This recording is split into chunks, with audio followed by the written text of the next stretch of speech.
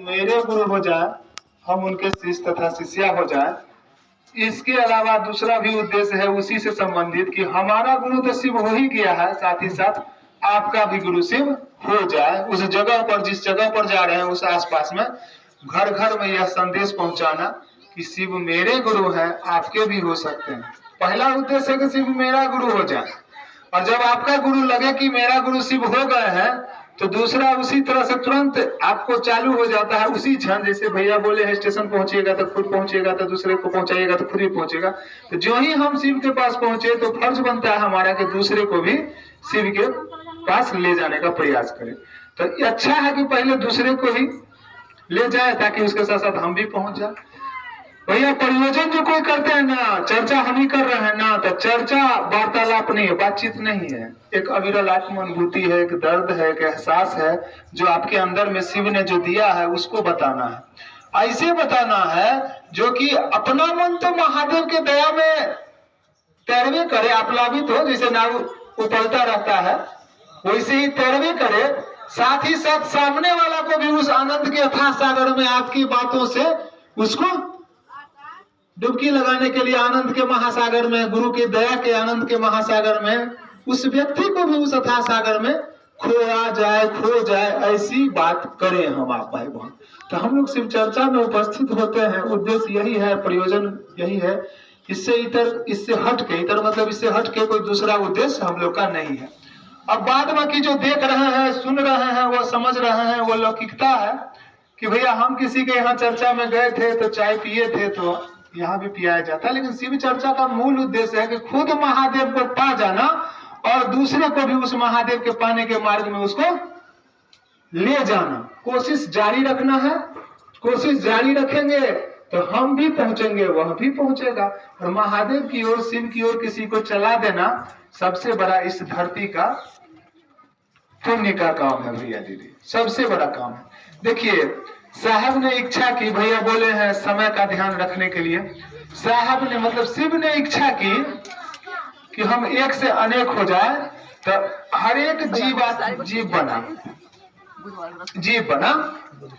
जितना भी जीव है, अभी भाई दही में जमा हुआ जीव, आपके हाथ में भी जीव है और आपके पेट के अंदर भी जीव है, हम आप नहीं पूछते। जिस तरह से हम अपने अंदर के शरीर के अंदर पर जो जीव है वह नहीं बुझते हैं, उसी तरह से इस सृष्टि में महादेव ने जो है इच्छा की और अनेक प्रकार के जीव जंतु बने। तो हर एक आदमी में जीव जब बना तो उस महादेव की इच्छा से बना, तो हर एक जीव जो है शिव है। तो यहाँ उपस्थित सभी गुरु भाई गुरु बहन मान लीजिए एक प्रकार के मानव जीव हैं, तो हर एक जीव जो है सो शिव हुआ ना। इस जीव को पता नहीं कि हम शिव हैं, इसी के लिए गुरु की जरूरत है। नहीं समझ पाए? जैसे कि आप लोग हैं, हम हैं, तो हमको महादेव ने इच्छा की और हमको बनाया शुरुआती में, तो अनेक प्रकार का जीव बना। उस जीव को इस बात की पता नहीं है कि वह शिव है। भैया बोले ना कि नहीं रहा ससुरा, जहां से आए हैं वहां जाना है, अपने अति के लिए बेचैन रहते।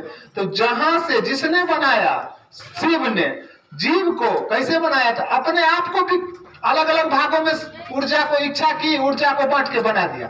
तो वह जीव जो है शिव है। इस बात का समझ उस जीव को नहीं है। इस बात का समझ उस अभी जो बकरी आई थी उसको भी समझ नहीं है कि हम जीव हैं, लेकिन शिव भी हम हैं, वह समझ में नहीं है। भाई बहन विचारणीय बात है। इसी बात के लिए हमको गुरु की जरूरत है कि हम जो जीव है ना वह समझे कि हम शिव हैं।